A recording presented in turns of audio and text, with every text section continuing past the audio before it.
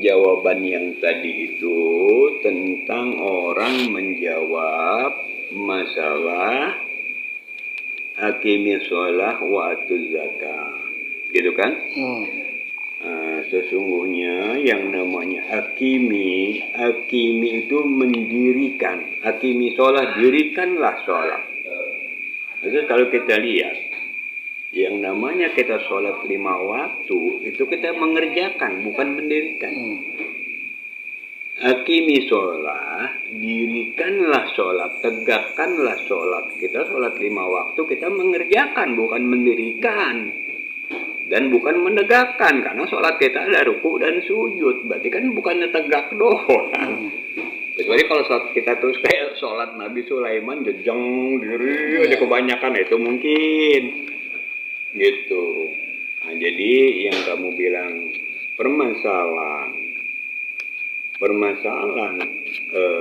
sholat itu sesungguhnya bahasa Arab, terjemahannya ke bahasa Indonesia itu artinya sejahtera.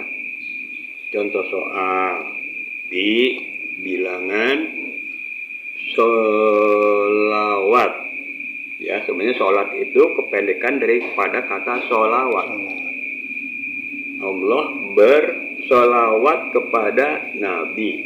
Nah, kita lihat isinya. Innallaha wa malaikatahu yusholluna ala nabi. Solu kan? Sholuna ala nabi. Ya ayyuhalladzina amanu shollu alaihi wa sallimu taslima. Di sini dilengkapin gitu kan. Itu ada di ayat-ayat kauliyah ya, di ayat-ayat Quran gitu. Terus kalau kita lihat kita juga bersalawat kepada Nabi seperti salawat Badar. Salatullah salamullah. Waktu tadi kan solu, sekarang sholat. Ya kan? Tadi solu, sekarang sholat. Sementara kita kalau niat sholat usolli. Jadi solu, sholat, soli itu sama pengertiannya adalah kesejahteraan. Ngerti nggak?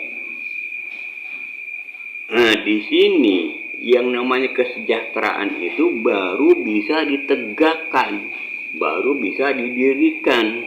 Jadi kesejahteraan, jadi sholat yang sesungguhnya itu yang bisa ditegakkan dan bisa didirikan. Gitu kan? Ya, sementara sholat 5 waktu sebenarnya isinya itu mendisiplinkan tiap pribadi mukmin untuk melaksanakan sholat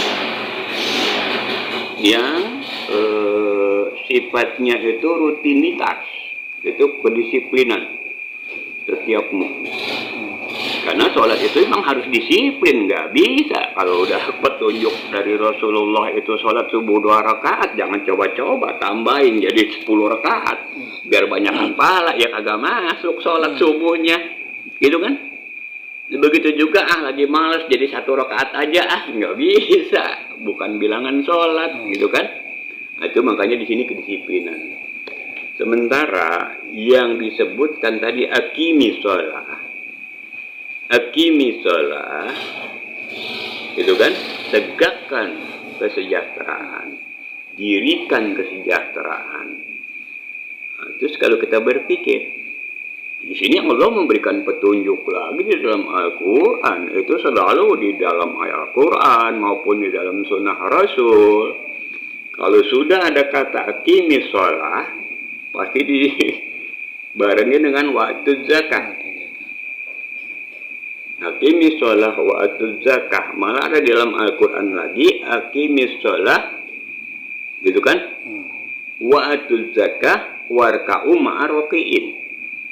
Jadi taatlah kamu sebagaimana orang-orang yang taat. Di situ kan? Nah, di sini sesungguhnya yang bisa ditegakkan, bisa didirikan adalah itu kesejahteraan, bukannya sholat bergedegan yang 5 waktu. 5 waktu itu perintahnya dikerjakan, perintahnya dilaksanakan, bukan perintah ditegakkan atau didirikan. Nah, di sini kadang-kadang kita tuh kekurangan persepsi ya, gitu. Nah terus Babe kembalikan tadi ada orang yang berkomentar masalah kamu membahas tentang zakat gitu ya. Apa perlu Babe tambahkan soal zakat? Boleh. Babe tambahkan dulu soal zakat ya. Sekarang kita lihat kenapa Allah Subhanahu wa taala selalu menggandengkan antara aqimi shalah wa atuz zakah, aqimi shalah wa atuz zakah. Itu puluhan banyaknya ayat tersebut di Al-Qur'an. Puluhan banyaknya. Dan sunnah-sunnah Rasul juga, sunnah-sunnah Nabi Muhammad SAW itu banyak. Kalau sudah aqimi shalah pasti dibarengi dengan wa atuz zakah. Nah di sini sesungguhnya itu Allah Subhanahu wa taala memberikan petunjuk bahwa untuk menegakkan kesejahteraan, untuk mendirikan kesejahteraan, manfaatkan zakat. Gitu kan? Taatlah kamu untuk membayar zakat. Taatlah kamu untuk menunaikan zakat.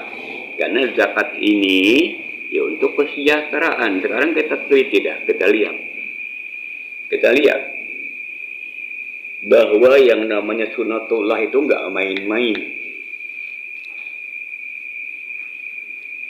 Coba kita lihat, seperti di Indonesia, penduduknya 270 juta jiwa lebih.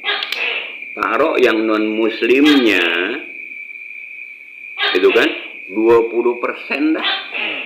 Jadi kira-kira penduduk muslim di Indonesia ada 254 juta jiwa lebih. Sekarang kalau 254 juta jiwa untuk zakat yang wajib aja, seperti zakat fitrah, seluruh zakat wajib loh. Zakat fitrah aja coba 254 juta jiwa dikalikan 35.000, berapa triliun coba. Itu baru zakat fitrah. Belum zakat mal. Kalau kita lihat setiap tahunnya itu dana umat dari zakat aja itu bisa ratusan triliun. Gitu kan? Bisa ratusan triliun. Cuma kan ini prihatin sekali kita, prihatin sekali. Itu uang yang ratusan triliun itu bagaimana caranya, bagaimana mendistribusikannya, bagaimana pemanfaatan yang optimalnya sampai dengan saat ini nol besar. Karena tidak ada satu orang pun fakir miskin yang terangkat harkat derajatnya dari uang yang ratusan triliun. Ini yang dibilang ibadah yang baik, itu para amirin ini yang dibilang ibadah yang baik. Dengan mengatur semau-maunya menurut benar kata dewek, itu kan? Ini ibadah kalau benar kata dewek ya kayak beginilah. Sampai kapanpun Islam nggak akan makmur, sampai kapanpun Islam nggak akan jaya kalau seandainya optimalisasi dana umat, pemanfaatan dana umat, pendisposisian dana umat disalurkan tepat sebagaimana Allah Subhanahu wa taala mengatur dalam Al-Qur'an dan hadis. Jangan hadis direka-reka sendiri, jangan Al-Qur'an itu diartikan seenak-enaknya. Kalau diartikan seenak-enaknya ini yang kata-kata yang dibilang ayat-ayat aqimi shalah wa atuz zakah nggak ada artinya. Padahal ayat itu luar biasa. Coba kalau dana ratusan triliun didisposisikan, terus bagaimana penyalurannya? Masalahnya ini yang namanya fakir miskin bukan hidup 1-2 hari. Fakir miskin itu sekurang-kurangnya itu umat memikirkan bagaimana fakir miskin ini hidup sehari-hari dan setahun kemudian. Dan berapa tahun yang akan datang dan bagaimana membina mereka supaya tidak miskin lagi. Ini tujuan zakat. Ini tujuan zakat sebenarnya. gitu kan? Jadi udah ngerti kan dikit-dikit ya. Nanti kita sambung soalnya banyak itu. Nanti kaitannya di ekonomi keumatan. Ekonomi keumatan malah Babe bilang sesungguhnya itu beban umat Islam Indonesia itu enggak banyak. Kayak utang negara sekian itu berkisar 7.000 triliun. 7.000 triliun. Sebenarnya kalau pemanfaatan dengan baik dana umat Islam Indonesia, apalagi kita bisa minta tolong saudara-saudara kita umat Islam dunia. Kalau buat Raja Salman, buat Raja Kuwait, buat Raja Brunei Darussalam, ya mereka patungan 7.000 triliun segitu mah istilah kata aja dianggap gegaruk sama mereka. 7.000 triliun nilai rupiah. Tapi kalau dinilai ringgit, dinilai dolar, itu mah nggak seberapa coy. Jadi kalau Bapak bilang ini beban umat Islam Indonesia, sebenarnya sih beban rakyat seluruh Indonesia. Tapi bisa diselesaikan oleh umat Islam Indonesia dengan menjadi beban umat Islam Indonesia dan minta tolong saudara-saudaranya umat Islam dunia. Kayaknya masih nggak sampai setahun juga lunas itu utang negara Indonesia, gitu kan? Tuh manfaat hakimi sholawatu zakat. Begitu juga kalau masalah bagaimana optimalisasi, bagaimana pemanfaatannya, bagaimana istilah katanya supaya dana umat ini malah berkembang dan tidak habis terus. Itu nanti kita bicara belakangan ya. Nah sekarang Babe berkomentar soal tanggapan tadi. Sebenarnya Babe agak sedikit bingung lah ngejawabnya. Tapi sih karena memang kalau dilihat orang yang berkomentar masalah kamu mengungkap soal zakat tadi itu orang aliran kepercayaan. Karena dia menganggap ya agak banyak lah dari mulai soal hitungan angka sampai soal Ratu Adil sampai soal Nusantara. Waduh, kagak nyampe Babe kalau ke situ karena disiplin ilmu Babe itu disiplin ilmu. Walaupun Babe tuh sempat belajar kejawen, sempat belajar tarekat, sempat belajar tasawuf segala macam, itu ikhwalnya ya ikhwal taruh pun mistis. Babe yang mistis ke diri Babe, tidak mau Babe menularkan ke orang lain. Makanya kalau dibilang Babe Ratu Adil ada enggak? Waduh, gua kagak kenal dan gua kagak tahu kapan nongolnya terus bagaimana. Gitu kan? Karena yang namanya manusia itu tidak bisa berandai-andai. Tidak bisa kita berandai-andai. Karena ya di Al-Quran itu menggariskan bahwa seorang muslim tidak boleh berandai-andai. Karena kalau yang namanya berandai-andai itu sama juga kita ngikutin salunan setan. Nanti nggak? Nah, kayak tadi diungkap sama orang aliran kebatinan itu dari mulai 0, 1, 2, 3 sampai 9 gitu kan. Terus di sini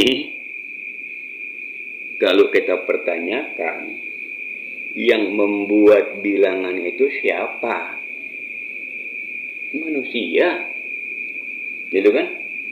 Nah, terus 0 itu artinya apa? 0 nggak ada artinya. Kosong. Yang berarti 1.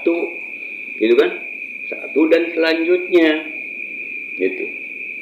Ya sekarang kalau kita bilang 0 itu kosong. Gitu kan? Yang ada isi 1 dan selanjutnya. Kenapa? Kalau 0 ditempatkan di belakang itu kosong, kalau ditempatkan ke depan, di depan isi. Gitu kan? Ditempatkan di depan isi. Nah, kalau memang tidak berarti tempatnya dimanapun tetap tidak berarti. Contoh soal. Kalau 0, 1 berarti kan 1. Kalau 1, 0 berarti 10. Kalau 1, 0, 0 100. 1, 0, 0, 0 1000. ada nilai nggak? Ada. Berarti nilai kosong apa isi? 0 itu kosong apa isi? Isi. Nah di sini sebenarnya berkaitan dengan, bisa kita kaitkan dengan pribadi kita. Ada satu puru ya, sebenarnya sih bilangannya ini puru kebatinan sih, aliran kebatinan gitu. Kalau buat babe yang namanya aliran kebatinan ya bukan berarti aliran kejawen atau aliran kepercayaan. Karena aliran kebatinan seluruh umat Islam itu merasa beriman, mengaku beriman. Yang punya kekuatan iman mana? Batin kan? Batin kan? Makanya orang nggak bisa kalau cuma sekedar mengaku, batinnya kosong, cuma ngaku doang. Emang kita setan, cuma merasa hebat, merasa ini. Nah itu. Jadi karena memang babe juga menganggap bahwa aliran kebatinan yang babe pernah pelajari itu tidak lekang daripada keimanan. Itu sempat membahas soal kosong tapi isi tapi kosong. Gitu kan? Nah, kekosongan awal itu sama seperti bayi baru lahir yang fitrah suci murni. Itu kekosongan awal. Kekosongan awal itu diisi dengan belajar ngomong, belajar jalan, sampai makan belajar. Gitu kan, semua belajar semua. Nah, sampai dari mulai bayi itu menginjak akil balik. Nah, akil balik ini sudah berarti 1. Gitu kan? Kenapa? Waktu kosong dosanya nggak dihitung.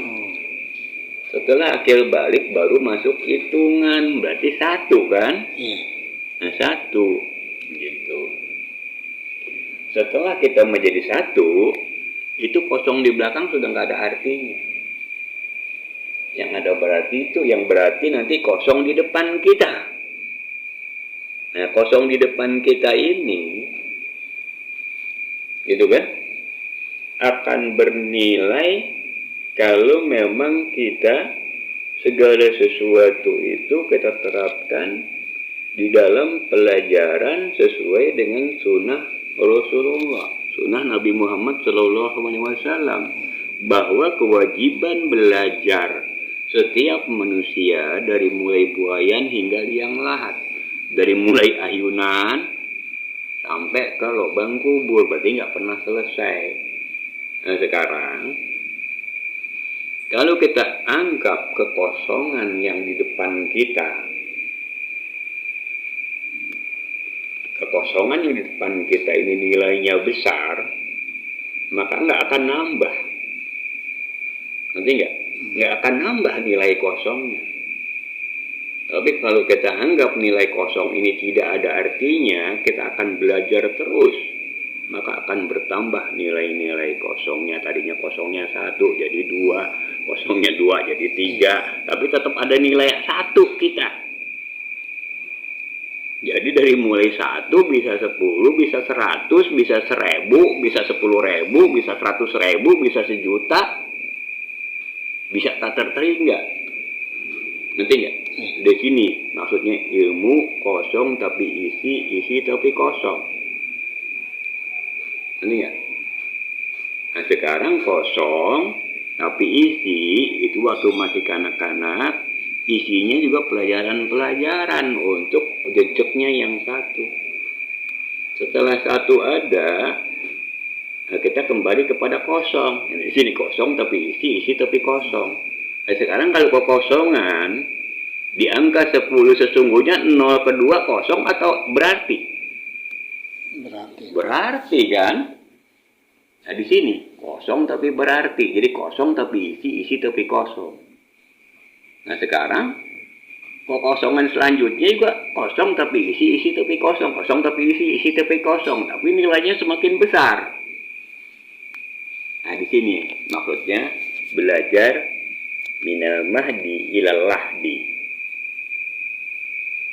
Jadi yang namanya makom tadi 10, 100, 1000, 10.000, 100.000, 1 juta, itu namanya makom. Makin banyak kita tidak merasa tidak bisa apa-apa, semakin tinggi nilai kita. Ngerti nggak? Semakin kita tidak merasa tidak bisa apa-apa, semakin kita merasa tidak bisa apa-apa, kita akan semakin banyak belajar. Tapi kalau kita merasa walaupun baru satu merasa bisa, gitu kan? Nah, bisa ini bisa apa? Karena memang banyak orang walaupun dirinya kosong, dia merasa nilainya tinggi, padahal dia nilainya kosong.